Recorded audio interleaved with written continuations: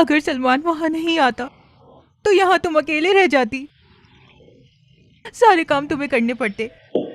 या मेरे खुदाया, समझ नहीं आता मैं क्या कहूँ। मुझे सुन के बहुत अफसोस हुआ। मैंने कहा था ना, उन्होंने कहा था ना कि वो हम सबको यहाँ से निकाल देंगे। उनको सारी रात नींद नहीं आई होगी और सुबह होते ही उन्होंने बड़ा सा ट्रक मंगवा लिया। यकीन करें फातिमा आपा, मैं बहुत डर गई थी। ऊपर से मैं अकेली थी, जुल्फिकार भी नहीं था। यकीन करें मैं तो मर ही गई थी। यकीन करो, तुम जैसे आई मुझे ऐसा लगा कि जुल्फिकार भाई को कुछ हो गया है। ज़ैनब भी नहीं आई क्या? जहन्नुम में जाए वो, फोन बंद है मोहतरमा का।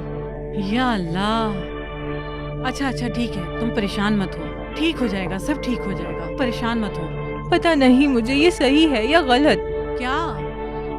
सलमान हमें बचाने आया और वो चले गए। बेटे का फैसला बाप के फैसले से ऊपर है फातिमा आपा। जाहिर है सलमान इस घर का बेटा है भाई, वो कभी भी सलमान को उदास नहीं करना चाहेंगे। तब क्या होगा जब सलमान चला जाएगा? कसम से फातिमा आपा, अली हिकमत साहब उस दिन का बेसब्री से इंतजार करेंगे।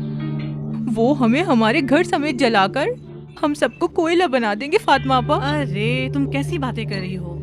ज़ैनब कह रही थी वो चली जाएगी यहाँ से। वो नहीं जाने वाली यहाँ से। ये डाइन इतनी जल्दी हमारा पीछा नहीं छोड़ेगी। मैं जानती हूँ उसे अच्छे से। ऊँट की हड्डियाँ लेकर आऊंगी और जगह जगह घर में रखूंगी ताकि ये परेशानियाँ खत्म हो। अच्छा तो तुम ऊँट काटोगी? कभी एक मुर्गा भी काटा है तुमने क्या?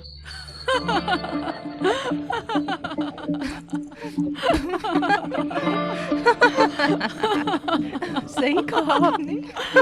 बिल्कुल सही कहा।